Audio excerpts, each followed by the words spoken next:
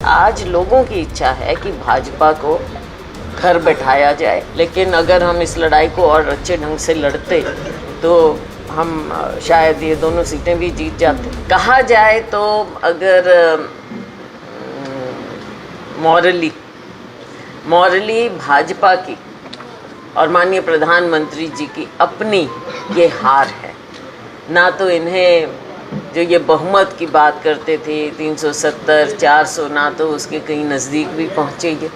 और जिस तरह का इन्होंने देश के ऊपर एक विचारधारा और एक तरीका अपना काम करने का वो थोपने का प्रयास किया, उसको इस देश ने पूरी तरह से कम्प्लीटली नकारा है। ये एक असलियत है। अब इसको ये माने ना माने, आंकड़ों में ये कहें कि तीसरी बार बन गई है सरकार, तो ये कोई भाजपा की सरकार तो बनी नहीं। ये तो अब एनडीए का इन्होंने जैसे किया है वो इनकी सरकार बनी है, लेकिन मॉरली ये इनकी हार है। गठबंधन में क्या रहेगा, जैसे कि कुरुक्षेत्र में अनुराग डांडा आरोप लगा रहे हैं कि कांग्रेस। अब देखो इनमें भी आपस में कितना विरोधाभास है इनकी अपनी पार्टी में, तो उस पर आज के दिन कोई टिप्पणी करना उचित नहीं होगा। इस समय बताएगा और नेतृत्व दिल्ली हाउस पर एक पीसी की थी। आगामी चुनावी के लिए क्या तैयारियां रहेंगी? आगामी चुनाव के लिए देखो, क्योंकि 3-4 महीने बचे, जून जुलाई अगस्त सितंबर 3 महीने बचे, और 3 महीने में हमको हरियाणा के लोगों के बीच में जाकर जो उन्होंने शुरुआत की है इस लोकसभा से, इसको हमें पुख्ता करना है। और लोगों के बीच में जाएं, कैसे जाएं, क्या हम बातें लेकर जाएं, इन सब बातों पर पार्टी विचार, इसके लिए पूरी तैयारी सभी लोग करें। और नीचे ज़मीन पर जो हमारा कार्यकर्ता है, सबसे पहले हम देखो 2 चीज़ होती, जनता और कार्यकर्ता। तो जनता और कार्यकर्ता का हमें विशेष रूप से ध्यान देना पड़ेगा कि लोगों की क्या उम्मीदें हैं और कार्यकर्ता जिसने इतनी मेहनत की है उसकी क्या उम्मीद है। तो सबसे पहले हम इनका ध्यान करें, तभी हम नीचे ज़मीन पर लड़ाई लड़ सकते हैं। प्रदेश का संगठन कब तक बन के तैयार हो जाएगा? अब ये तो एक बहुत $1 मिलियन क्वेश्चन है आपका, पहले से है, मेरे समय से भी है, मुझसे भी पहले है। तो अब जल्दी मुझे उम्मीद है कि इसको पूरा कर पाएंगे। सिरसा में मैम 2 पूर्व प्रदेश अध्यक्ष कांग्रेस के आमने सामने थे, कुमारी शैलजा और एक अशोक तंवर। क्या लगता है कि अशोक तंवर क्यों नहीं जीत पाए? कितनी अब देखो ये तो जनता फैसला करती है। जनता जहाँ कैंडिडेट्स में भी एक तुलना करते हैं, दूसरी ओर पार्टियों में भी तुलना करते हैं, और पार्टियों के नेतृत्व में भी तुलना करते हैं, विचारधारा में तुलना करते हैं। सारी बातें सिरसा के लोगों ने अपना फैसला दिखाया, तो मैं उनकी शुक्रगुजार हूँ। और मैं ये भी उनकी शुक्रगुजार हूँ कि चुनाव में पहले ही कैंडिडेट का फैसला होने से पहले ही वहाँ के लोगों ने मुझे वहाँ पुकारा, बुलाया और मुझे इतना मान सम्मान दिया।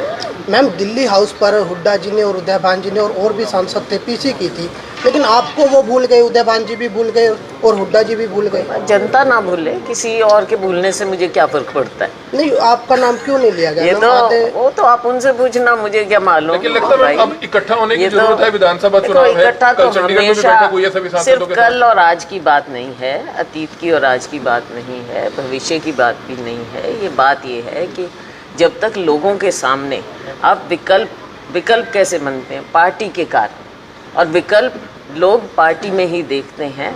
बाकी जो सब नेता हैं, चाहे मैं हूँ या कोई भी है, वो पार्टी का हिस्सा है।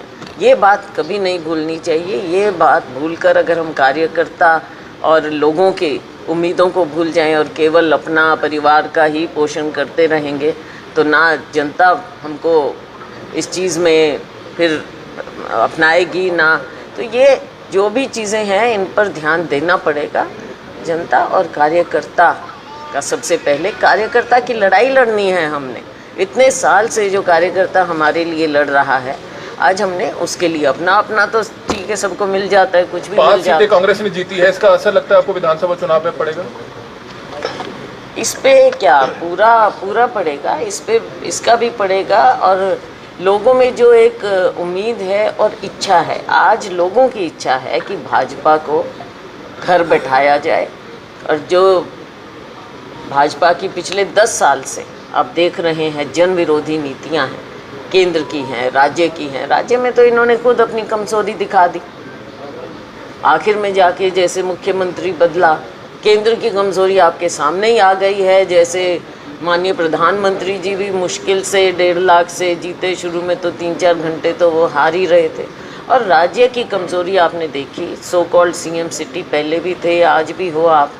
लेकिन अगर हम इस लड़ाई को और अच्छे ढंग से लड़ते तो हम शायद ये दोनों सीटें भी जीत जाते। मैम मानते हो गुटबाजी के चलते, मैम मानते हो कि गुटबाजी के चलते करनाल में दोनों ही प्रत्याशी हार गए? देखो, गुटबाजी एक अलग चीज़ है। गुटबाजी तो कब नहीं हुई और कब नहीं होती, गुटबाजी तो होती है।